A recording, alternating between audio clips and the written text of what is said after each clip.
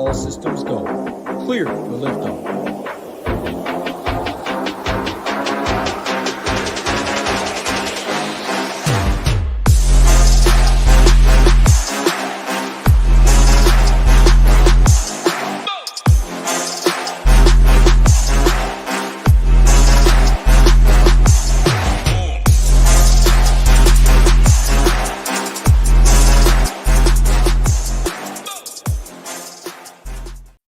What's up, everyone? Tyler Tamboline here, a.k.a. ToeTagginTambo, back for the division round of the NFL playoffs here. We got a four-gamer to talk about over on DraftKings. Myself, Hoop, here with me. We're going to break it all down for you guys, going to talk through all the stuff, bring up our projections over at SHIPITNation.com like we always do on the Solver, our partner for the Optimizer. We're going to break it down game by game, position by position. This way, it will allow you, if you want to take it towards Showdown, you can bring those thoughts over there. If you're playing just the Saturday two-gamer on DraftKings, or tomorrow when you're playing just the Sunday two-gamer, you can bring it over that way. And then obviously, if you haven't looked yet and you do still play over on FanDuel, they've actually broke it up where their mains are the Saturday only and the Sunday only. On DraftKings, the big four-gamer is the one that we're trying to attack to start things off. So Hoopster, bring you in, man. We got another fun one. Your Lions made it to another weekend. The Ravens actually playing this week, so got to get the job done against a very hot CJ Stroud and the Houston Texans. But a lot of stuff going on there, man. These teams are coming in, the Texans, the Packers, the Bucs. All these teams look really good. And then, of course, on the other side, when we get to Buffalo, Kansas City, a lot to talk about there as well. So all these teams getting hot at the right times. What's going on, man? How you doing? Yeah, I mean, one of my favorite weekends of football for DFS and then viewing purposes as well. Makes it a little more entertaining. We both have our teams still alive and playing, your Ravens and my Lions. And, man, how ironic would it be us, going back, that was months ago, talking shit to each other about our teams. If these squads somehow meet up in the Super Bowl, it would be a lot of fun. But, again, for DFS, glad DraftKings included all four games. Makes it fun. Some late swap opportunities going into tomorrow. FanDuel did the two games, so we get a little bit of both. You can play the 2 game slate on FanDuel, get the full 4 over on DraftKings. Prize pools are absolutely massive. I've been deep in the playoff best ball streets as well. If you have sports betting, DraftKings has a little pool thing going for a bracket pool. So it's a lot of fun, a lot of different ways to go. And like you said, we're going to kind of break it down from every angle. We're going to talk the games. We're going to talk the positions. We're going to show our projections here throughout the show. Obviously, add in a little marketing because, man, it's a great time to be a member over at SHIPITNation.com. PGA only packages. PGA product has been on fire. I mean, we don't like the early screenshots, that's for sure. It could present some bad mojo, but, man, the SHIPIT Nation team on the PGA side is, man, looking solid through 2 rounds. So see how that finishes up. But, man, we're definitely looking forward to these games. Action all weekend long. UFC 297, our guys Title Marley did the show yesterday. All the content up nice and early. You don't need to wait around until 30 minutes before the slate locks to see who we're on and who we like and which fight we like. This stuff's been up since yesterday, over 24 hours to go in and digest the product. Same with NFL stuff up nice and early so you can get in there, digest it. You don't need to sit around all day today and wait to see who I like or who Tambo likes or who our projections like. We get our stuff updated nice and early so you guys are able to digest all the content, get in the Discord, talk to us, talk to our members, and lock in those winners. So it's where we're at. Looking forward to these games today and tomorrow. Yeah, how sweet would it be if you remember, anybody who's watched this show for a long time, we started a little bit early today. We get the marketing out of the way quick and then get right to this 4-game slate. But, remember the conversation? Would you rather Goff or Lamar Jackson in a Super Bowl? And obviously we know how that went. I think it was 40-6 for Lamar and the Ravens. But imagine we get it again and we do get to decide and we really find out who you would rather have in the Super Bowl. I would love for that to happen. We get your Lions, my Ravens into the Super Bowl. That would be incredible. Shout out to our guy Tweezy. It's going to be a good one. Love the positivity. First one in as well. So happy to see him here. Happy as everyone that's filing in, just joining us. I like Gavin here. Give a little taparoo, a little taparoo on that like button. You don't got to smash it. Just tap it. It takes 2 seconds. Helps us out real quickly. Just want to go over what we do have you guys covered for because that's not to sell it as much as to tell you what's going to go on this weekend. Our projections and ownership updated for all slates. The morning update will come in shortly this morning. Our guy Boomer will be all over it. And then with the inactives up to lock. You can copy these over to your own optimizer. You can download the CSV and play around with them and do your own thing. You can also be a partner with our partner, the Solver, and get everything uploaded and preloaded for you automatically. Showdown, we will have full coverage for the evening slates. Today, Green Bay at San Francisco. Tomorrow, Kansas City at Buffalo. Our projections and ownership will be segmented out over into this. We'll have our core reports, our player pools, and how we're attacking the slate will be broken down for you guys there, talking about the game theory, the correlation, the leverage, what other people are doing, and how you can find ways to get different. People have had a ton of success with that throughout this season. All of our normal content of our core reports, player pools, and slate plans. If we get to 100 likes, or I should say when we get to 100 likes, we will show off the stack rankings. Everybody likes those. We'll get to those. The DVP rankings, all that stuff will be up as well. And then like Hoop mentioned, it's a 3 TV kind of night. We got the cut sweat in PGA. We've got all the NFL stuff that's going on. And then our guys, Title and Marley, like I said, you can go watch that show after this one if you want. It's a free show. Get through it in a half hour if you want to put it on 2X or 45 minutes, something like that if you want to try it out. But we have our projections and ownership. We'll give a little sneak peek just to show you guys. Updated. You got who it is, the projection, the ownership, point per dollar. You can copy that or download it. We've got the full slate plan broken down by Titletown, one of the best in the business. I know that he's the best for us. We love to see it. We've had a ton of success over there. The tier rankings here are broken down. Title's thoughts there. The fight rankings by our guy Marley, where you can get an actual star rating system and you can just build single entry lineups right off of this. It's been incredible as far as that goes. And then Nickel asks, our partnership for the optimizer, we keep our content extremely affordable for the value that you get so that you can then take this content, take the projections, whatever it might be, and go to our partner. You click the solver. I'll share over. You turn on to the optimizer. If you want to go single sport, you can do just that. I think it'll take me right into it if I do that. But if you go here and go that, you can set it up to see what you want to get. You can buy it by sport, or you can just get the easy package and get it for all sports brought in. When you do that, everything comes preloaded for you over there. So let's move over to the solver. Let's move over to these games, Hoop. Let's talk about this. We've got Houston at Baltimore to kick things off. So I get the anxiety out of the way quick today for this one. And look, I know that the Ravens are a huge favorite. Part of the deal was them getting number one. The best value in that was obviously getting the home spot, the rest, all of these things. But it is still interesting. Houston, like I said, is coming in very hot. And one of the things I brought it up for Green Bay last week, but I mean, it's definitely applicable to Houston, is that teams like this, where they're playing good, they're running hot, everything's going their way. But then on top of that fact, you've got the dangerous, like how dangerous they are based on the options. Like you don't really know who it's going to be and when it's going to be. Everyone's going to say Nico Collins. Sure. Marlon Humphrey out for the Ravens. That's a big one. But just little things like that, where when a team is sort of unpredictable, that's how you can, that's why it gets a little bit scary, at least for me. What's your thoughts? You're probably not scared. You're not a Ravens fan. You don't care, but give me your first thoughts on this Houston-Baltimore game, and then we'll go through that one position by position. Definitely not scared for you and your squad today. I mean, this should just be a teabag to the forehead situation where the Ravens just smashed the Texans. And I think that's what happened. It's been a cute run for the Texans. CJ Stroud has looked phenomenal. I think this team has a lot of potential moving forward. I mean, they're way ahead of schedule with what they're supposed to be doing.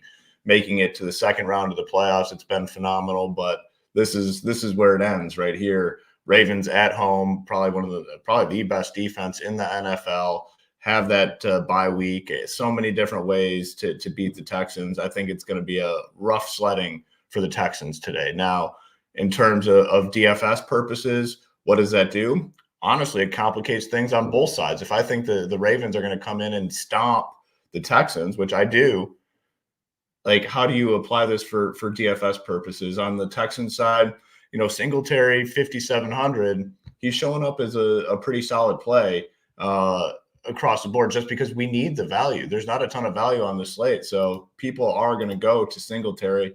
Even on our projections here, he's ranking pretty solid, as the second best value on the slate. I want to limit how much. If you just go ahead and run teams, if you just hit run on this, you're going to get a lot of Singletary. Now, I don't want a lot of Singletary, to be honest with you. So I'm going to limit how much I get. Yes, going to have to play some because of the price tag, but I don't want a ton of him. Nico Collins, 7,100, been playing well. One play for these wide receivers. I mean, they could pay it off. I'll have some Nico. I'll have some Mechie and a little bit of Schultz. But again, I want to limit what I do with the Texans here, because this Ravens defense, they can shut it down better than anyone in the NFL. We'll talk about the next game, the Packers and the 49ers. I think the 49ers have a similar opportunity, but I think the Ravens are really the team that can shut the shit down. They have Lamar Jackson at quarterback that can shut it down. They'll use Gus Edwards to shut it down. They'll use end arounds to shut it down. By shut it down, I mean get a lead and just end it by not bleeding out the clock, but by using their running to their advantage to get this game over quicker than possible. So want to limit what I do with the Texans. It's only a 4-game slate. Yes, I'm going to have some Texans. Don't want to go overboard. On the Ravens side, kind of talked about it a little bit pre-show. It is tough to go overboard on Lamar Jackson and get a lot of them. I'm running my teams and I'm struggling to get a ton of Lamar Jackson. I want some for sure. There's no doubt about it. And I like what you're doing here, setting it up, like how you can kind of play, Lamar Jackson with some of these cheaper options and get some of these stacks in there. Again, I don't want to go overboard on this game. I want some Lamar, Gus Edwards, Justice Hill. As of now, I'm not getting a ton of those guys, and this will all be updated in my player pool. I have the plays up, just you have to update the ownerships. It can go to a variety of guys for Lamar, and that's the problem with this team. Like, it can go to Zay, it can go to Odell, it can go to Bateman, it can go to Aguilar, it can go to Likely. There's so many different options. It's just hard to kind of pinpoint where to go if you are playing these Lamar teams. I guess the nice thing is, like, a lot of times with the Lamar pass catchers, it's been very few and far between where these randoms just go off. They might be the one that catch the touchdown, a 20-yard touchdown. We've seen it from like Aguilar or Bateman, but they rarely go off. So I'm not overly concerned with getting exposure to Lamar pass catchers. This overall is going to be a game that definitely the lightest on throughout this slate. And we'll talk about the other games. I'm hoping, again, that the Ravens come in, get the lead, shut it down, game over. Not many optimal plays from this game. That's kind of what I'm banking on. We'll have some because it's a 4-game slate and you can't really cross off games on a 4-game slate. So I will have some, but this will definitely be my lowest owned game on the slate by a pretty wide margin. Yeah, and just to note, if we get to 100 likes or when we do, like I said before, we will show off the stack rankings. Those that watched this show last week, the stack rankings were number 1 far and away with Stafford, Puka, and Demarcus Robinson. That one worked out okay. Right behind it was Dak Prescott, who also, even in the loss, crushed on that slate. Like, Hoop had it figured out. We made the joke in our Discord.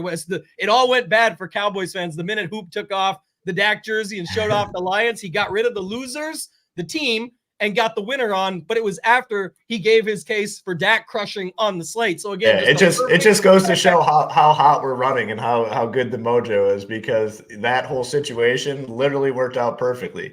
Dak, you needed Dak. I mean, you absolutely needed Dak on that slate, and then the Lions get the job done as well. Man, it's a good time to be a part of the SHIPIT Nation community.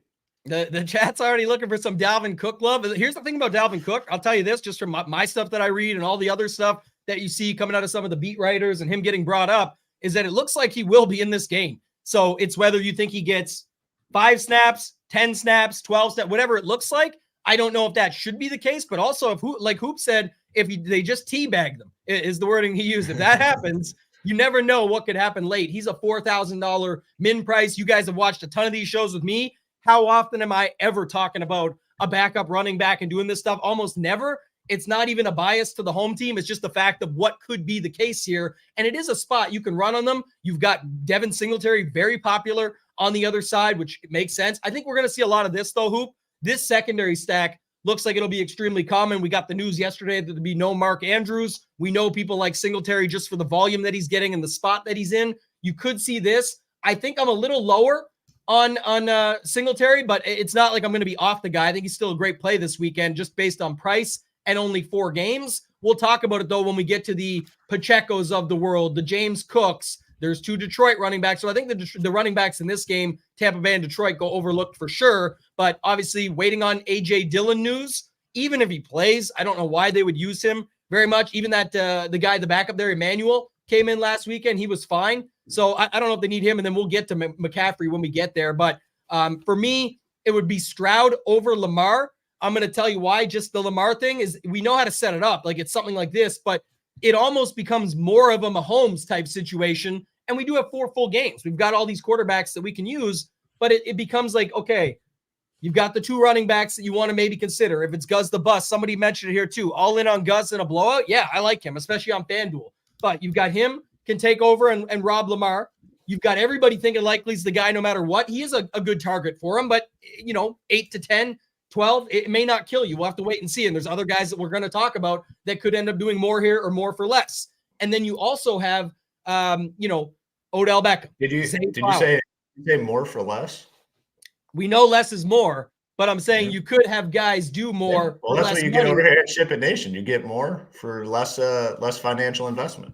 That is correct. You can always flip it, but that was just a shot at the folks out there last weekend that really thought Laporta at 6K was going to be the nuts because he scored a touchdown. It was like, that is where they would use him. That is what it was going to be. You would have needed a ton more.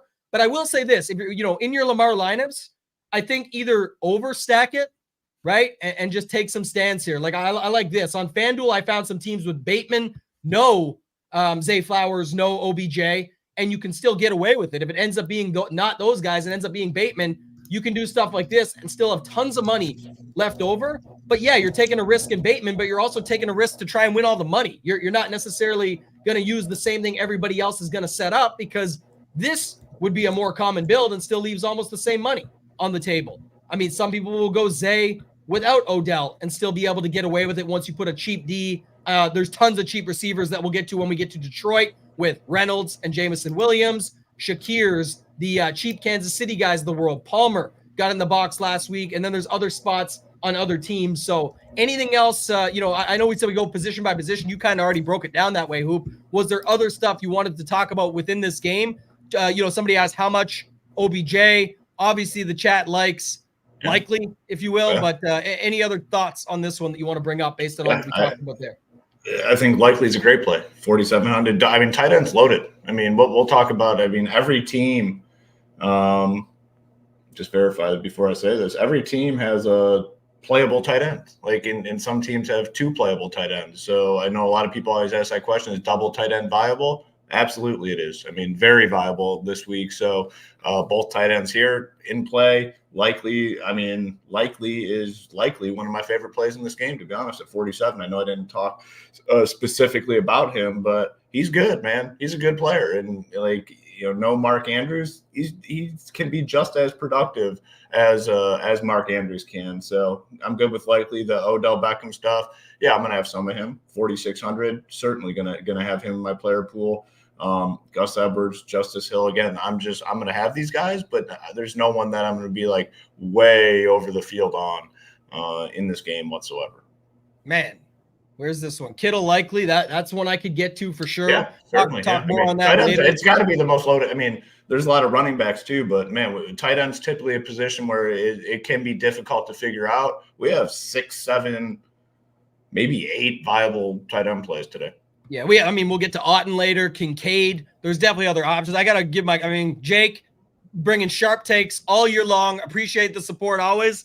The guys that come in the chat after like an MMA show or a football show and are like, there's no way that can happen. And then they get just dunked on. I know Title and Marley, there's no way these 5 fights will end that way. And then it's like 5-0 and we just laugh about it. This one, I don't feel bad telling you, there's no way. No tinfoil hat required or nothing. Absolutely no way that hits. I can promise you there's no way those 4 teams are the winners today. Some of them may. Yeah, if you feel that way, I mean, all you got to do is put a few bucks on it. I mean, the return on that has to be pretty. I'm gonna do it right now. The return on that says to donate that money to someone in need, because that money is going right into the sportsbook's pocket. That is a waste of a bet. You might have got the Bills and one upset. That's what I think. That's what you could do. So. One more guy Dalton Schultz. You talk about double tight end within the slate, but even within this game, definitely wouldn't hate. If I definitely have some lineups as well. Speaking of that, is having just these 2 guys and nothing else. You can do that. One last thing I want to mention too, because I don't think we're going to talk defense a ton overall, but obviously the Ravens will be popular on this slate, and that's for good reason. This could be a spot where, like we saw Joe Flacco last week, finally run in to a hot defense and get in trouble. You could definitely see the Ravens do that to CJ Stroud. It's not like it hasn't been a great run already for Stroud, so I could see that possible for sure. But the Ravens here, you can definitely still go Nico Collins against them. You can do it. You can get away with a ton. Mechie, who we'll talk about in one more second as well. But I'm just saying, I don't know if a lot of people will set it up where this is all you have from this game. I think people will have lineups that still have Singletary, Likely, Collins, and the Ravens D, but you could just have lineups that start your day like this and then still have a ton of stuff from day 2 on the 4-game slate or a ton of stuff from that second game. And then, Hoop, did you have any take on Mechie? It looks like he could be a popular value play before we get to the 2 Detroit guys in Williams and Reynolds later. And then, of course, Shakir still underpriced in that last game with no Davis. Any thoughts on Mechie here? He's definitely going to have some ownership. You got Robert Woods right there, too. Yeah, if you want to play some of these more if you want a lot of McCaffrey, if you want Josh Allen, if you want Lamar Jackson, you got to play some of these cheap wide receivers, and I think they're viable. We'll talk about it, but I will have some Mechie at 3,400.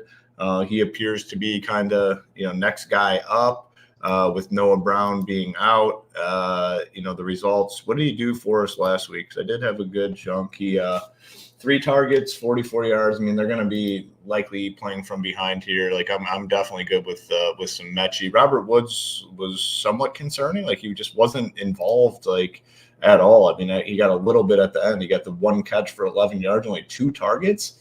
Noah Brown going out. Like maybe he's just not 100% at this point. So definitely some worry with Woods, but Mechie's a guy I'll be looking to get some exposure to for sure. Yeah, and these are the ones that you can get away with. Like I said, if you've got Mechie and the Ravens D and just run it out that way, or Schultz and the Ravens D, I don't hate that. Give your real quick take, because we're going to go to the second game here in a second. If you guys have more questions, throw them in. We're going to be going to Green Bay, San Francisco, but give your take first, too. If you had to pick 4 winners, do the Jake play here. Jake got us started on something. Everybody throw your 4 winners in the chat. I'm curious who everybody got winning these games and moving on to conference championship weekend. But who do you got, Hoop? And then I'll give mine. Well, first off, if you want to become a millionaire this weekend, if you're not already and you want to become a millionaire, find $10,000, right? Find 10 grand and bet Jake's parlay, because it pays 100 to 1. So 10 grand would pay you that milli. If you only have $10, it'd pay you the 1,000. So 100 to 1 on this parlay, which, like you said, is an absolute donation to the sport. I can already feel the burn on the back of my neck as this thing goes 3-1, and then Jake's in here next show saying, we were just 1 away. My brother every weekend telling me about his parlays that he has $5 on. There was just one more, man. It was going to be a win. I like messing with him. I love my brother, but it is funny just to see. So who do you got? It's going to be boring. It's going to be very boring for me, as you probably can expect. I mean, I think the Ravens smash. I think the 49ers smash. Obviously, I have to pick my Lions. I am somewhat concerned, though, because the Bucs have looked good. The big plays the Lions are giving up. We'll talk about that game when we get there for fantasy, but I have to stick with my Lions. And the Bills, I think, get to the Super Bowl, which, we'll talk about at some point. So, I'm going with all the home teams, which, it's kind of boring, but that's where I'm at. I don't see any big upsets happening this weekend. Yeah, I got 3 home teams and a road team. Which is my road team, Hoop? Oh, the Bucs for sure. No, it's not. Not. Chiefs. Yeah. I can see that for sure. Ravens, I got the 49ers. I still have your Lions, and they just got a perfect run out, so I'm eating my words on this one. But I would have actually been more scared for you, even as bad as Philly's been.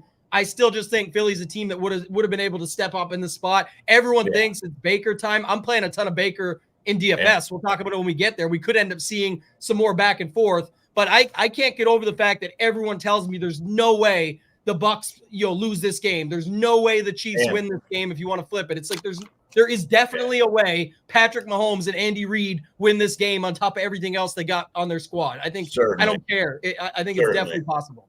Yeah, we'll talk about the Bucs stuff more, but I mean, if you watch that game, and we kind of nailed it. I know I talked about it quite a bit. Like the Eagles were on the verge of giving up. I mean, and just essentially quitting. And and it's rare to see in a playoff game, but I think that's what we saw. Man, they're missing tackles. There's no energy, no excitement. The look on Jalen Hurts' face, like they gave up. So I mean, the Bucs a little cautious with my opinion on them, but we'll see. Well, I mean, for fantasy stuff, I think there's a lot there which we can dive into.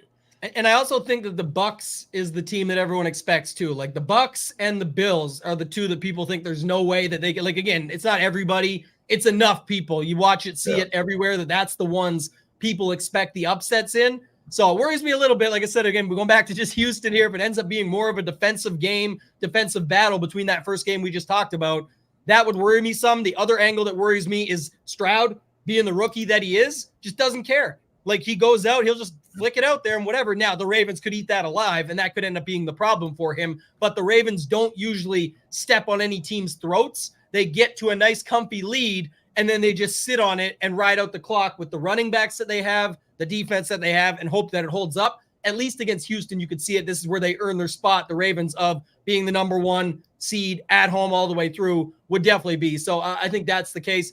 The Bills are also a favorite. Someone mentioned that. That is true. It's not like we're saying that. It's not really a super upset or anything like that. It's just more of, I think that people just feel like there's no way Buffalo can really lose this game being favored, and the fact that they got it at home. We'll get to it when we get there, though. Let's keep it rolling. Quick update on the likes. If you guys are just joining, almost 200 people watching. We appreciate it. Almost 70 likes. When we do get to 100, we'll bring up the stack rankings and start looking through those quickly over on the site. That's just a part of what you guys get over at SHIPITNation.com. And keep in mind, right now, you can still use that code PGA10 to get 10% off. It's not just for the PGA packages only. So if you want to get in for the NFL, the MMA, if you just do a weekly pass this week, it's $34. You can take it down to $30.60 with PGA 10. That gets you in on the action for PGA. If you want to use it on the regular stuff, just get in for $24. You get it all. That's fine. No discount there, but you get all access. Hoop. Let's go to this next one. Let's talk about quarterbacks first. Green Bay, San Francisco. You said obviously San Francisco is going to come through in this game, but let's talk through Brock Purdy versus Jordan Love and then how it applies towards the 4-game slate, incorporating some of the guys you're going to play them with, and I'll pull up some of those lineup combinations as we go. Yeah, I mean, again, it's been similar to the Texans. It's been a nice little cute run for the Packers. I mean, beating Dallas in Dallas, that's a huge win. I mean, a huge accomplishment. You know, in hindsight, obviously, you know, that's kind of what Dallas does. Looks good, gets to the playoffs, completely choked. We talked about Dak all season long. I've made the jokes all season long about Dak. Like, yeah, we're playing him for fantasy, but come playoff time, like, this team is not going to win. He's not a winning quarterback. I mean, he's made us a shit ton of money this year. If you followed us at ShipItNation.com, I mean, Dak Prescott has printed for us tons of money. And this, I know it's a little bit of a rant. He's not on the slate, but that was the whole thing all season long. If you watch these shows, I said, yeah, we're going to play him for fantasy because Tony Pollard has been totally ineffective. They'll keep their foot on the pedal offensively. They'll continue to throw in the fourth quarter when they're up 2 touchdowns. And it worked out to our benefit all season long. Worked out to our benefit round 1 of the playoffs last weekend, but Dak is not a winning quarterback. And I know these Cowboy fans are, like Dak, he can't get the job done. McCarthy can't get the job done. We saw it last week. So maybe in hindsight, we should have considered the Packers a little bit more, but this is where, you know, I think it ends. I mean, it's a very tough spot going to San Fran, have a week off, fully healthy, so many different ways just to beat up on the Packers. Now, if choosing between the Texans and the Packers, you know, where you want to be offensively for DFS purposes, I do prefer going to the Packers guys over the Texans guys if you're trying to make that decision. Both those teams should be pretty low owned. I think the Packers have a better chance of putting up a little bit of a fight. I don't think it's likely, but, you know, if deciding between those two, it would definitely be the Packers. On the Packers side, there's not a ton for me here. Like, it sounds like A.J. Dillon could come back. I can't imagine they use A.J. Dillon in any large capacity, like, whatsoever. I mean, it's not very good at being a running back in the NFL. Aaron Jones, again, we've talked about him a lot this year. In a featured role, he has a lot of different ways of getting there. I mean, he can get there, obviously, if they're playing with the lead. Playing from behind, he could rack up a lot of targets. He's looked really good coming off the monster game last week, but it's another one of those situations where I want to kind of limit how much I get of him because, again, this could go south in a hurry. He's definitely my favorite guy on the offense for the Packers. It'd be Aaron Jones. The pass catchers, Jaden Reed has looked really good. I just don't see myself getting a lot of these guys. And, you know, I guess for me, what I'll be hoping, if the Packers do find offensive success, that it does kind of get spread out. I don't think they find offensive success, but if they do, I hope it gets spread out amongst all these wide receivers. And like you see in the projections here, no one is showing up as a good play because they just have so many different options. And you have to imagine Watson, another week off that injury, is a little more healthy and a little more involved, which kind of muddies the waters a little bit. Tucker Kraft at 3,100. and Musgrave got the long touchdown. I'd still probably roll Tucker Kraft over Musgrave, and they're Kraft is a fine play at 3,100. Makes a lot of things work. Again, if you want a lot of Christian McCaffrey, if you want a lot of Josh Allen, Lamar Jackson, you got to play some of these cheaper guys. Fine with Tucker Kraft. Don't want to go overboard. There's another tight end in this range that I prefer much more in one of the games coming up that we'll talk about. So really, my overall mindset here with the Packers is I don't want a ton of them. And I'm not getting a lot of them. Aaron Jones, probably my favorite, just because I think he can get there even if they get their ass kicked, which I think is a possibility on the slate. On the 49ers side, go ahead. Yep, go ahead. No, I was just gonna say one more. You can go ahead. I didn't know you were going to switch. So I was gonna say this is another one. I don't think it's that easy. I definitely don't think all four favorites at home win today. So we'll have to see how it actually shakes out. But I think at least one team pops up. This is interesting though, because I would actually kind of like to see this one. For Hoop and I, for the bit, to get the Ravens and the Lions a chance. I think the Lions against the Packers, obviously that's what you want. That's you don't want to face San Francisco coming off another win. And then, also I would rather probably play Buffalo if the Ravens could get through. I would want to see them play against the Bills, but it scares me more about the momentum from the Bills, how it's been nonstop roller coaster and how high they would be off of beating Mahomes, that I would probably want it the other way around, even though it sucks to, it's no fun either way playing Andy Reid and Mahomes off beating Josh Allen in Buffalo. So tough to say, but I kind of like that one that Ross threw up. Go ahead with your San Francisco side. I think the big talking piece here is going to be $8,800 Christian McCaffrey. It's a 4-game slate, but he's very cheap versus what he could be or should be, I think, for 4 games. Should be over 10K. I mean, you consider no matter what, no matter what projection site you're looking at, I mean, you could find the most basic operation out there, and they're going to show that McCaffrey is the best value on the slate at 8,800. Massive touchdown upside, massive pass catching upside, massive workload upside, just everything. Like, he should be way, way more expensive. Obviously, he's going to be very, very popular on the slate, but rightfully so. I mean, he should be. So definitely have to play a lot of him. Purdy's looking like he's going to be, get some ownership. And then same with Kittle. So you have 3 pieces here, probably the 3 highest owned guys at their positions respectively. Purdy's probably the highest owned quarterback. And, I'm not worried about that because we always talk about it on the show and it remains true. Like, it always remains true. Quarterback gets spread out. It'll get spread out on the slate. There's no doubt about it, but he's probably the one that gets the most. McCaffrey, definitely the highest owned running back. And then George Kittle at 5,200, probably the highest owned tight end. Now, how can we kind of flip this a little bit? Like, how can you get a little bit different with this San Fran stuff? And it's pretty simple. You go to Ayuk or you go to Deebo Samuel, who are, Deebo at 77. It's a price, man. He's $500 less than Amon-Ra St. Brown. A lot of people will go to Amon-Ra over a guy like Deebo. Deebo, I think, has a chance to really get squeezed on this slate. I really do. You look at the guys around him. You got Amon-Ra for more expensive. A lot of people will obviously go to Amon-Ra. And then you have 2 guys that are showing up as pretty good values in Mike Evans below him, Nico Collins below him. I think Deebo has a chance to come in lower than a lot of these sites are showing. I think he could be, 8%, maybe 9%. I think it's an excellent leverage spot on the slate, getting some Deebo. Ayuk at 6,900, I think a fine option as well. Now, the difficult part with the 49ers is it's when these guys are healthy, it's a very consolidated offense. There's not really a number 3 wide receiver. If this is a close game, it's going to be Christian McCaffrey pretty much the entire time. So it makes it difficult to play some of these other guys.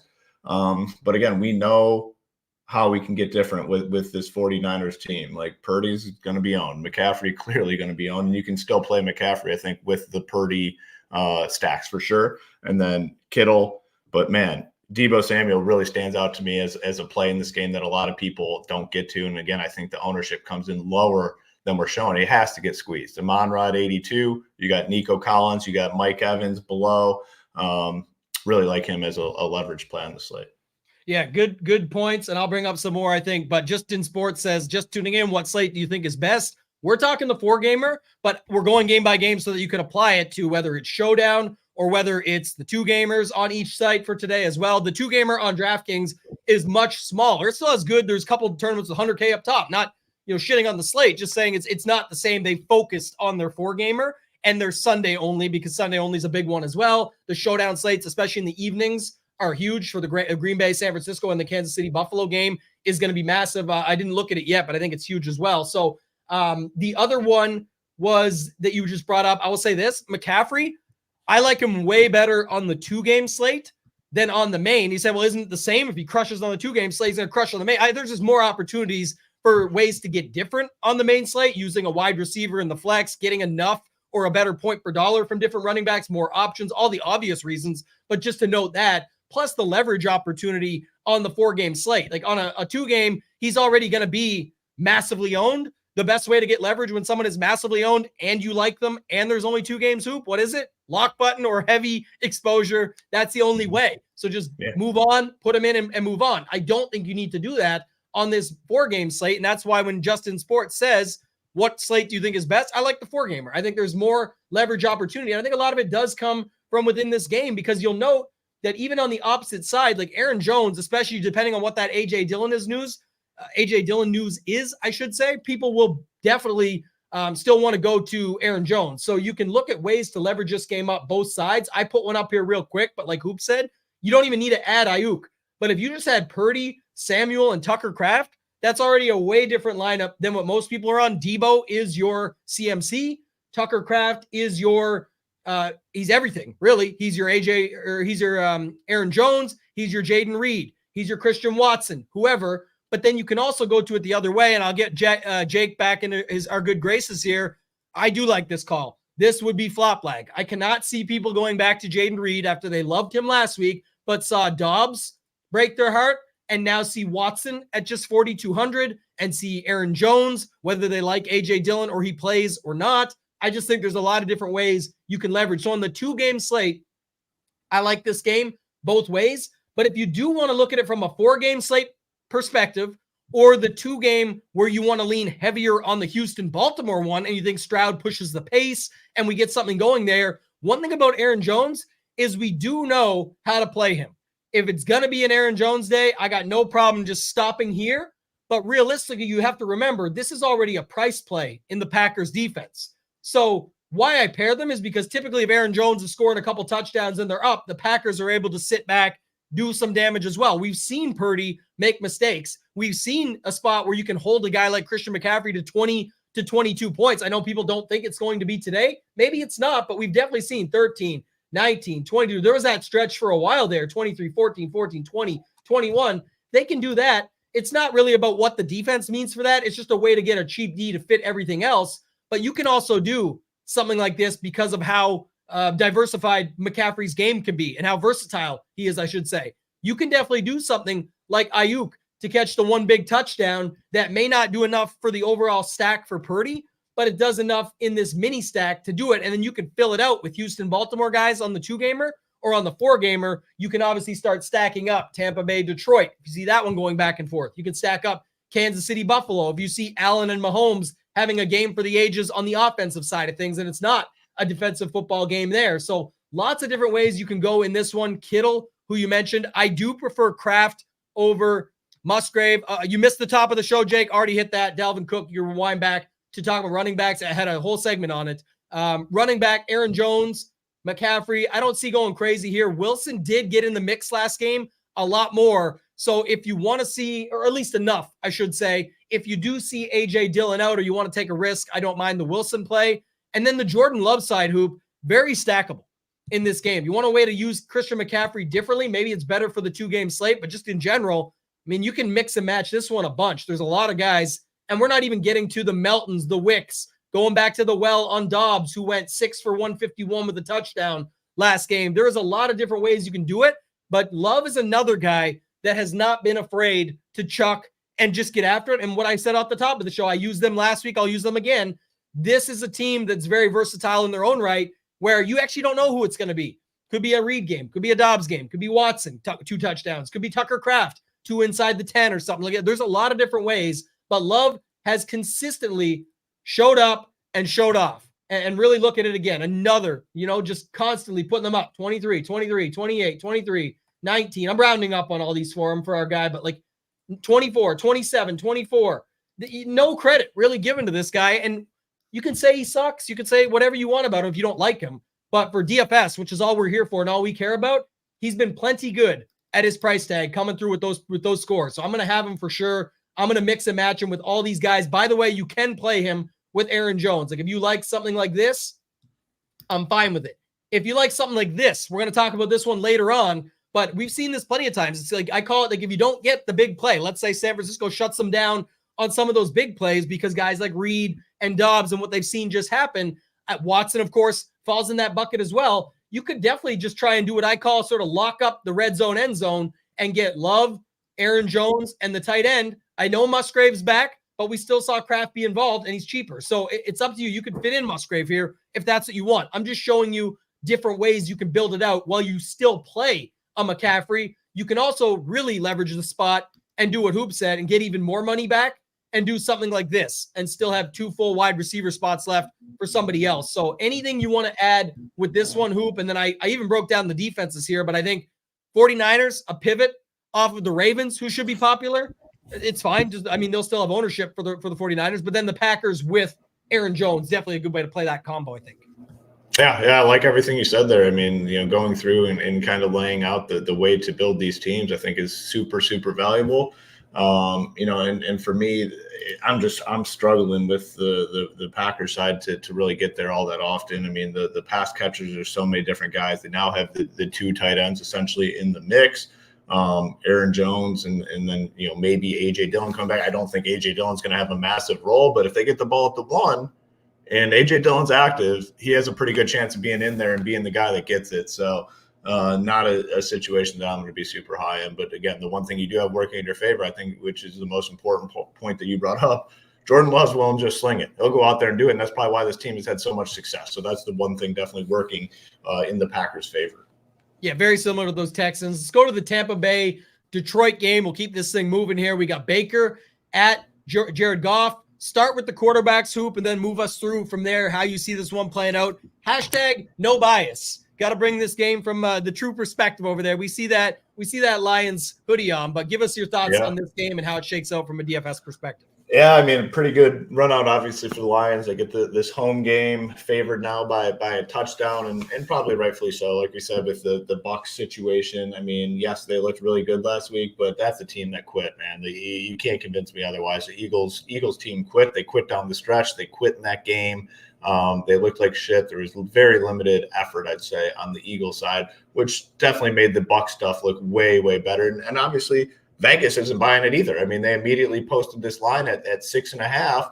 If they thought the Bucs were so good, this would be like a 3-point game. They put it right to 6.5. So I don't think anyone's buying the Eagles as being like a true test in the playoffs.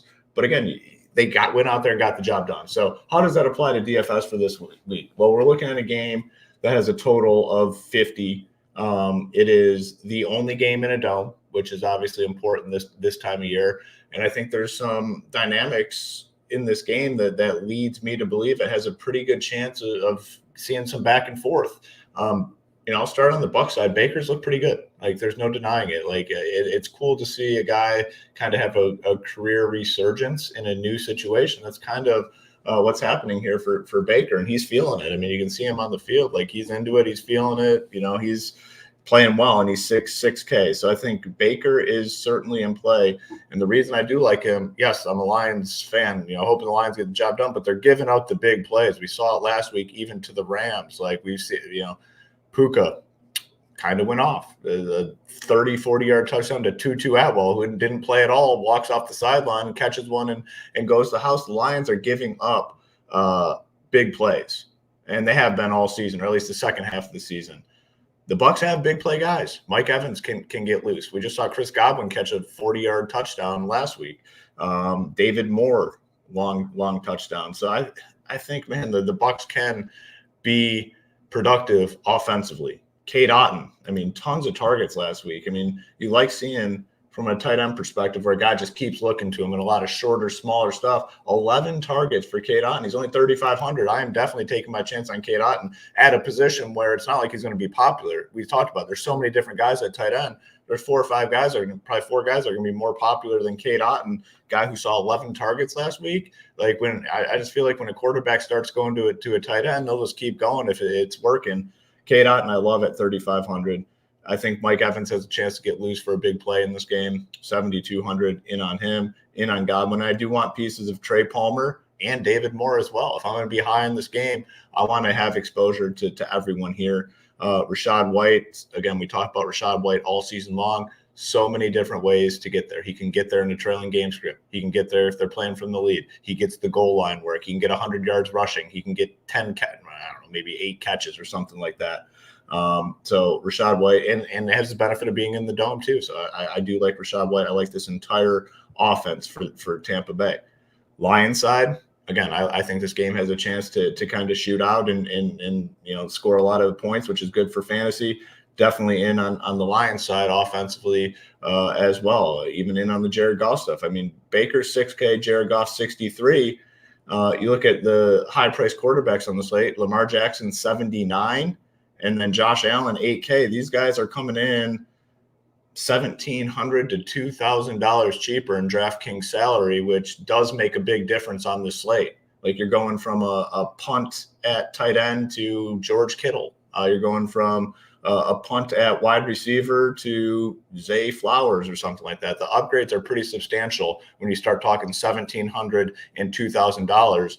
So I'm in on the golf stuff for sure. Amon-Ra St. Brown, highest price wide receiver on the slate. I think he's a phenomenal play.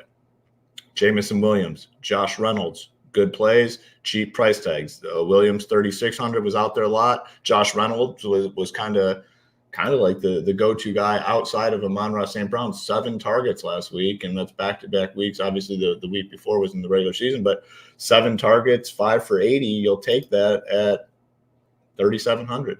Laporta, 5,900. Another week to kind of get healthy. Another tight end that we can play this week, and then the running backs. I think a lot of people go to Gibbs over Montgomery, which is totally fine, but I definitely want to make sure I get some Montgomery as well. I mean, he has a path to multiple touchdowns. There's no denying it, and he's coming in much lower owned than Gibbs. So, I mean, really for me, I want all pieces of this game. I think it's the most likely to shoot out. It's in the dome. Lions giving up the big plays, which, for fantasy purposes is good. It kind of keeps the game going a little bit with the back and forth. The total's nice, sitting at 50. Team total for the Lions is nice, sitting at 28. The Bucs, 20, essentially right around 22.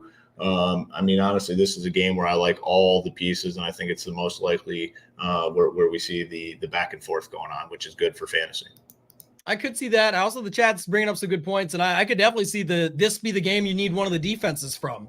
Both these defenses can step up. Baker could definitely make mistakes, and then the other side of it, Goff can as well. We did hit the 100 likes. I wasn't sure if you saw it, but you didn't have to have bias on this one, because if you go to our stack rankings, the number 1 stack this week, last week it was Stafford, Puka, and Demarcus Robinson with Dak stacks right behind it. This week it is Jared Goff, Josh Reynolds, and Amon-Ra. You could sub in some other guys there, but I definitely think that one's interesting. Got to stay interactive today. Like Jake might as well just been on the show. Every time he has a good take, he follows it with an interesting one. Where was it here? He said, I already put a futures bet on Jordan Love for MVP next year. Another thing that you just should have donated. That will not, a great quarterback, good for DFS, fun to watch, things like that, but will not be the MVP next year. But then he was with our boy Hoop. He said, where's the next one? He came with a good one. He said Mike Evans is going to feast. I can't find it, but anyway, he did say pick 6. He said this. Yeah, he's got a lot of them. But yeah, Goff pick 6. He's got a lot of picks today, but yeah. we appreciate it. It is fun. Let's look at some of these other guys in the stack rankings. Then I'll give my breakdown. This will come up next. It's always never Mahomes unless it's on short slates, which we'll get to. And actually, I've never probably done this, but I like Patrick Mahomes over Lamar today. And so for this slate, and that's interesting there. And then Baker right behind, but it's with Godwin, Otton, and then just give them all away, break them all down. We've got the Brock Purdy stack. So the ones that are coming in the worst are the Stroud, Collins, Mechis, the Love, Reed, Crafts. The Allen Diggs Kincaid is the best value version. Doesn't even include Shakir. So that's just telling you that even the Allen Shakir Kincaid or the Allen Diggs Shakir was not a better value than this stack. And that's where this value rates up against the others on the stack. Lamar getting pushed down. I actually like these stack rankings quite a bit. it does show you why Baltimore D could end up being strong, right? You end up going there. You can look at it a few different ways, but having to think about how to get Jared Goff in there, I thought of this one first off the top, right? You can go with Goff, Amon-Ra, Reynolds, and then Otton. It's going to be very popular. I don't know if it'll be as popular as the current ownership projection show. I don't think so, but very easy just to slice into this one right out of the gate with a Jameson Williams, big play bomb, something like that. You could flip it around, get Godwin in there. You could do something like this. I think the interesting side, though, Hoop, just going back to quarterback within this game, is if you go Baker, something like Godwin, Otton, and a cheap guy, whether it's Reynolds or whether it's Williams, and do something like this, you have all the money in the world to spend, and now you can start attacking those other spots. If you still want to get McCaffrey in, you can, and you're pretty unique on the other side. If you want to get Pacheco and McCaffrey in, you can do it. If you want to get James Cook and the Buffalo defense in and fill it out with some secondary stacks in these other games, you can. So and that's why I like this game so much. There's so many different ways to go. You can mix in these running backs as well with the quarterbacks. You have cheap wide receivers on both sides. You have a cheap tight end, and then you have a spend tight end. It has everything you want in this game. It's so many different ways to attack it, like so many different ways. Yeah, and a lot of things capped you out. You saw earlier when we were building them around 5K range. This one's getting you closer to that 5.5. You can still get a cheap D in there. Go that route. Another thing Hoop mentioned, though, too, like, again, I don't think many people do this, not for the faint of heart, probably, like this one. That's going to be unique as can be. Like, if you think Rachaad White becomes your Aaron Jones in this spot, it might even be similar to the same price, right? Or it might be similar or the same price, I should say, because I think it's 6.7 and 2.6. You drop it 200. It's actually a little less for White and the Bucs D. So you could do that one. But then, as the chat said, you could also just flip it. If we get bad Baker, you burning up all the muffins, baking them up. You go the other side of this, you got Lions.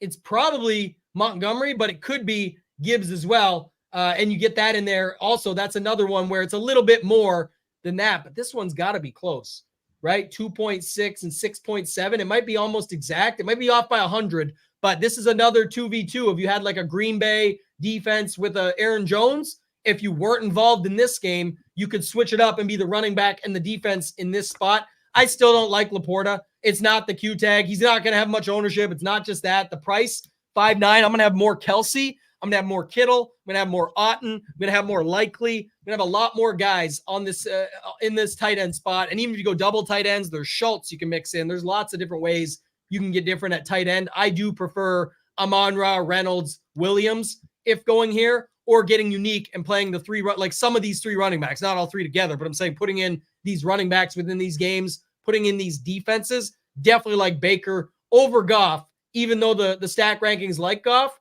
I like the Baker side of it. And then getting these pieces in there, you could still get different that way. And then if you're not playing Mahomes, you can either mix pieces in or get Pacheco in there, who we're going to talk about next. Anything else you want to add, Hoop, when it comes to that game? If not, we can move on to this final game of the slate, is Kansas City at Buffalo. Yeah, nothing else. I mean, I like this game. So many different ways to attack it, which we kind of laid out. So yeah, it's kind of where we're at, and I think we both kind of like it equally. It's I agree with you on Laporta. Like, I don't think you absolutely need to play. There's so many tight ends, man. Like, so he's got outscored. I got tagged so many times last week when he scored a touchdown. Like, told you, Tambo, he's the guy. I was like, go look at it. I said, bet him the anytime touchdown.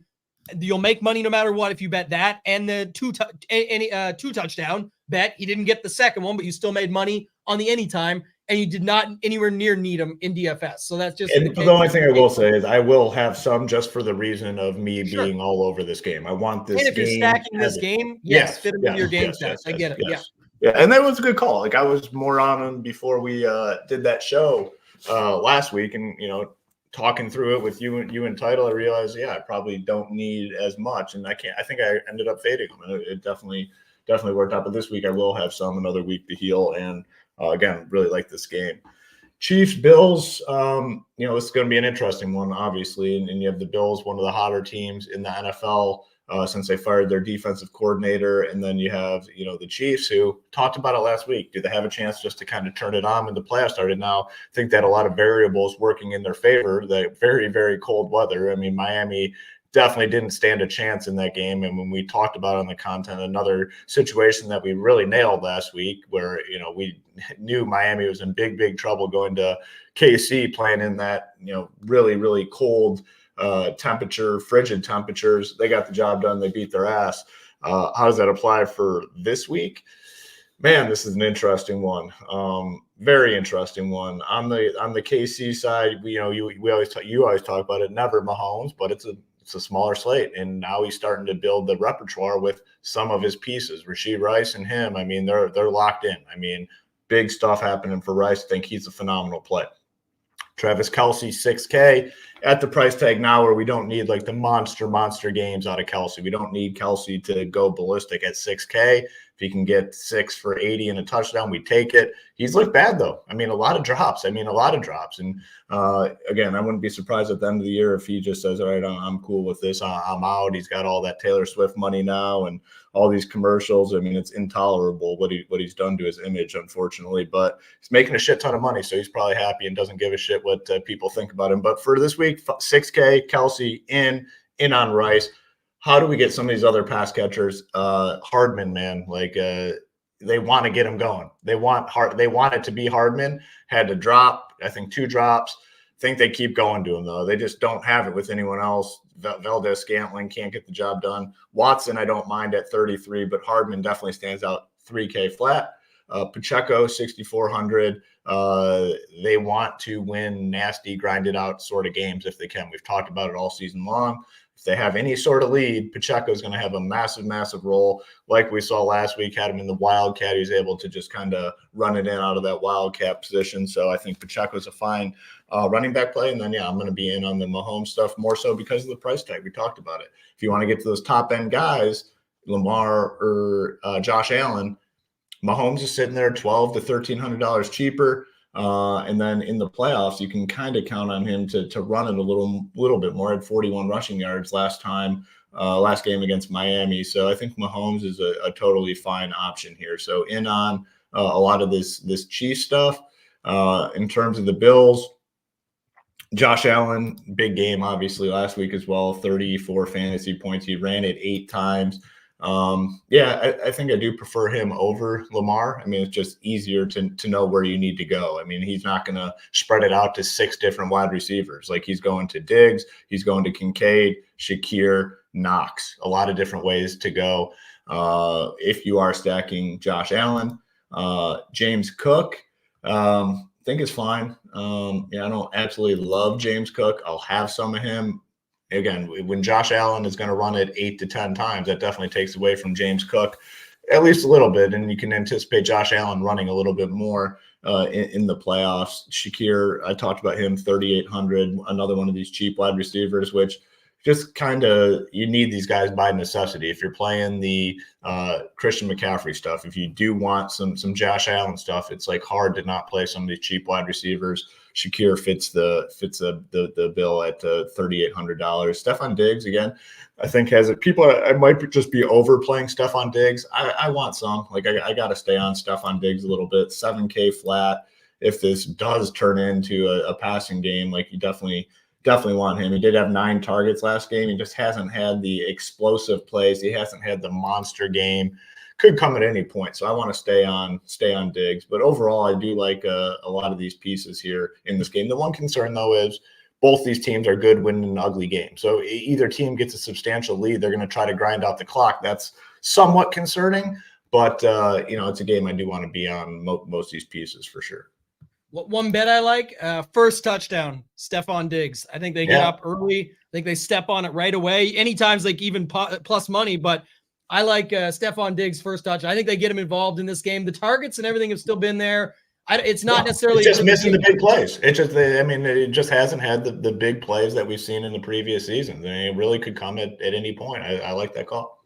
Yeah, I like that. And I like Mecole Hardman anytime touchdown as well. He is where's he at? 7-1 as well for anytime. Nice. You could counterbalance and try and get him the first if they end up catching him on the first one and try and catch the Bills off guard. Mixing and matching some of that stuff I just talked about. I don't do a lot of this stuff, but that's one spot in this game I do like quite a bit. This is funny. Like Patrick Mahomes, eat your heart out. Look at Jordan Love's game log and just see what it is. It's everything that Patrick Mahomes wish he could have. Because you go back and look here, it's 18, 13, 17. Well, there's a 20 in there. Like, he got there, but 41 rush yards on the ground. We talked about that last week. It is possible. Kelsey, people said can't catch a cold even with the Pfizer. This is the I like that. Did someone put that, or did you just make that up? Someone put that. I just kept. I do like that. 10 targets. They're back to finding their guys. That's what the playoffs is all about. So got to keep that in mind. He did catch 7 of the 10 balls. They started to work him in quite a bit more. Lots of same game parlay stuff with this game you could do too. His over receptions. I just don't think they're adjusting for it enough. It's going to carry on. So I specifically like that. But with Mahomes, I honestly never say this, but it's like, because it's not a main slate, I don't mind. But there's just only so many guys. I'll even take my shot on Hardman, fine, but you don't really have to.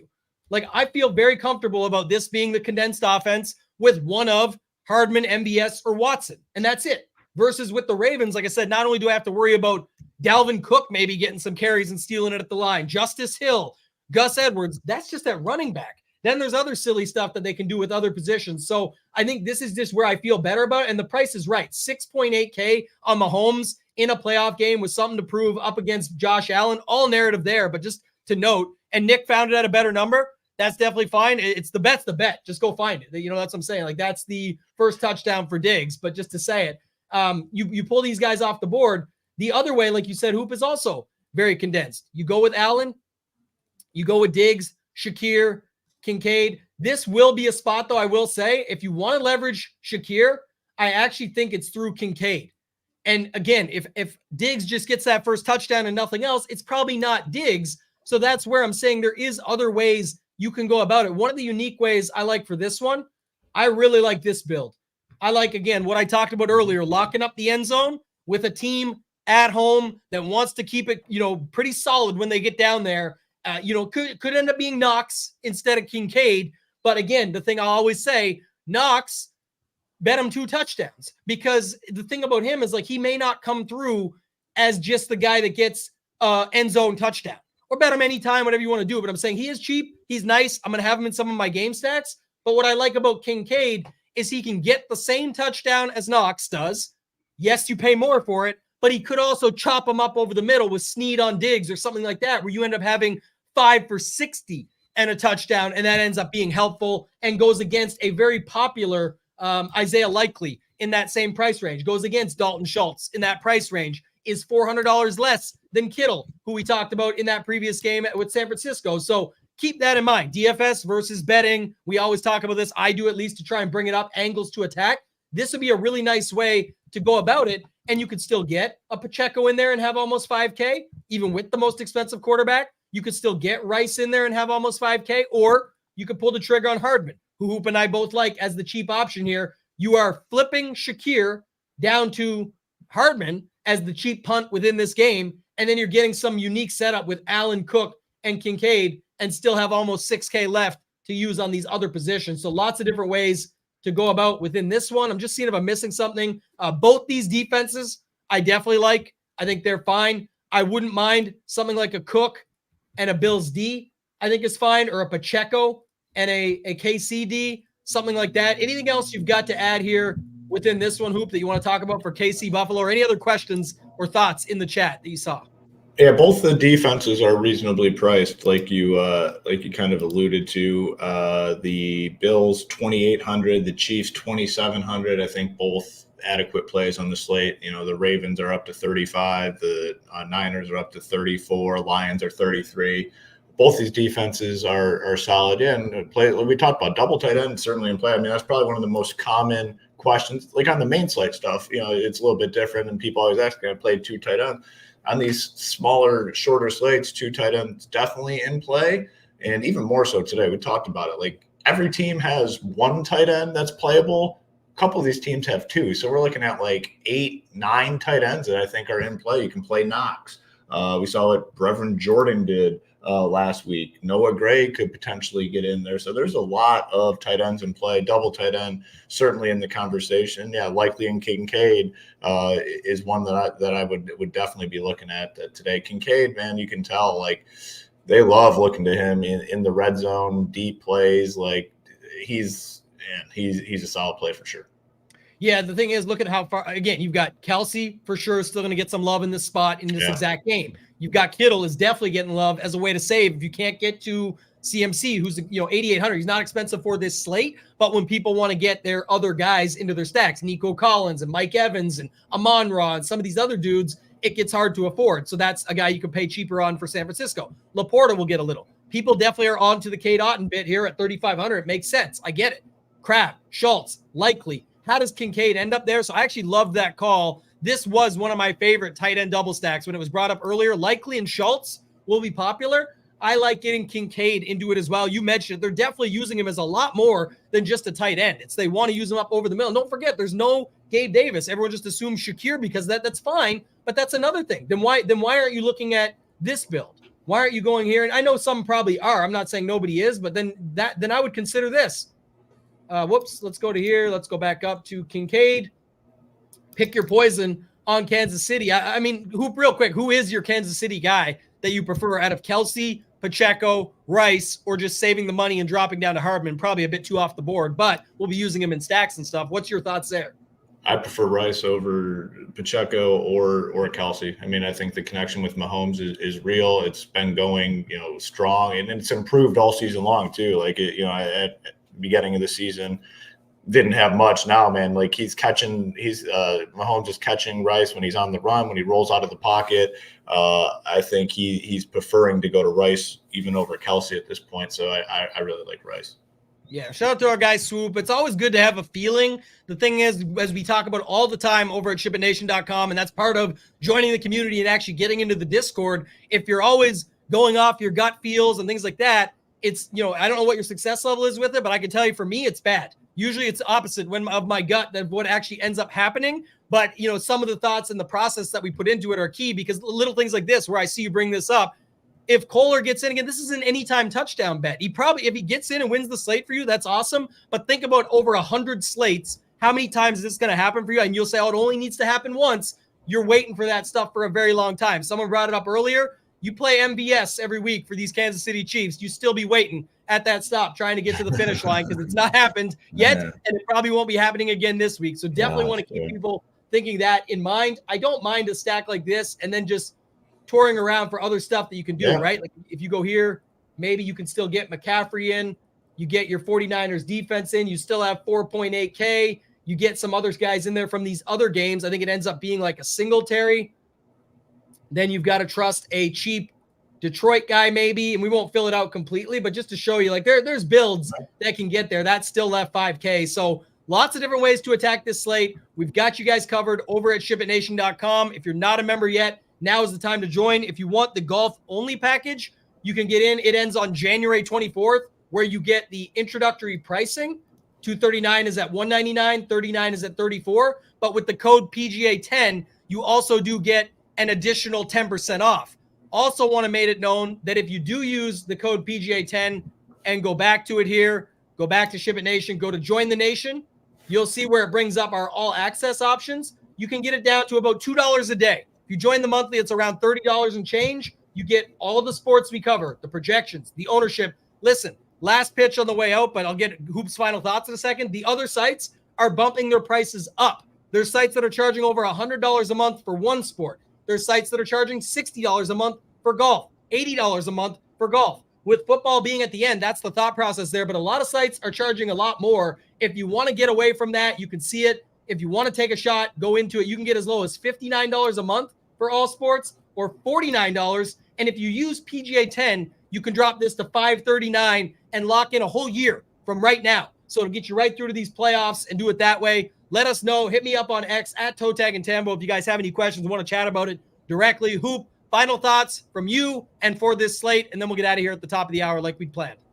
Yeah, we'll hit the tight end call of the day. I mean, we talked about a lot of these tight ends. I think a lot of them are good plays, but this call has kind of been like a random off-the-wall pick, and it's going to be from this last game. Dawson Knox, 3K, still on the field a lot. They're looking at him in the red zone. Give me Knox as the tight end whisper call of the day. Again, a lot of tight ends in play today. I kind of like Knox's off-the-wall one, but this is a fun slate. 4 games, massive prize pools. FanDuel has the 2-game slate. Looking forward to it. I mean, the games today, 9.5 spread for both of them. We'll see if either of these underdogs can keep it close. Definitely looking forward to that Tampa Lions game. I think that has a chance to kind of shoot out. And then, I think you've laid out a really strong case for the Chiefs Bills game as well, and different ways to attack it. Hope you guys have found this show to be helpful. All our content up on the website nice and early. You guys can get in there, start building those teams. Busy day today. UFC 297 as well. All our content is up for that. Make sure to get on over to the site and check it out. The cheapest all-in price in the industry. Different ways you can go about it. PGA only packages. We're going to keep our prices nice and low so you can take advantage of the value that we're offering over here. Good luck today. You said it, Hoop. He's tall. He can ball. Dawson Knox, the off-the-wall tight end call. Thank you guys so much for watching. We appreciate you as always. For Hoop, for myself, ToeTagginTambo. Let's ship it.